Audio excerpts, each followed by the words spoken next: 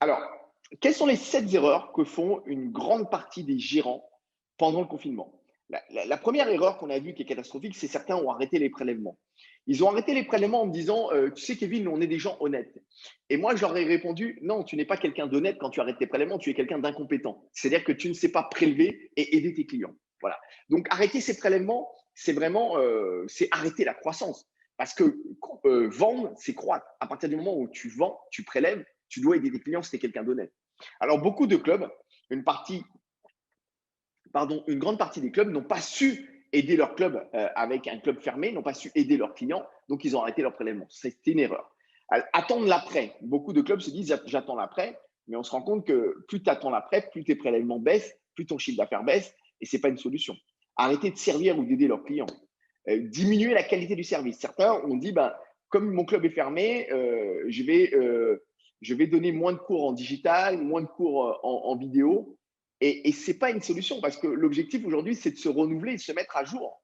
Ne plus prospecter et vendre, se contenter juste des aides de l'État et ne plus alimenter leur trésorerie et faire des économies en se réduisant.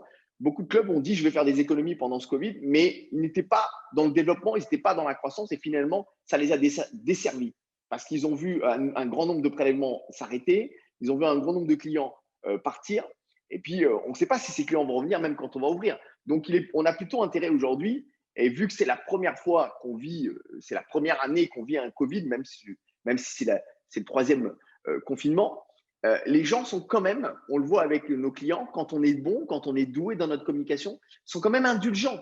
Donc, pour moi, c'est vraiment dommage de ne pas essayer d'aider ses clients. Parce que vos clients, ils n'achètent pas un tapis de jogging, ils n'achètent pas un vélo, ils achètent des résultats. Ils achètent le fait de venir chez vous se détendre, se tonifier, perdre du poids, sculpter, rencontrer du monde.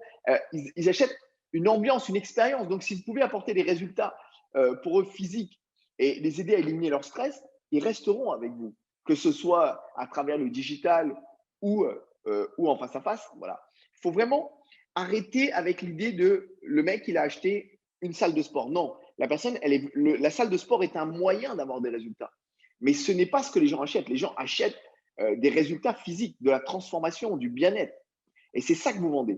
Donc, que ce soit dans un club ou à travers un produit digitalisé, si vous êtes bon, les gens resteront. C'est ça que je veux vraiment vous passer comme message.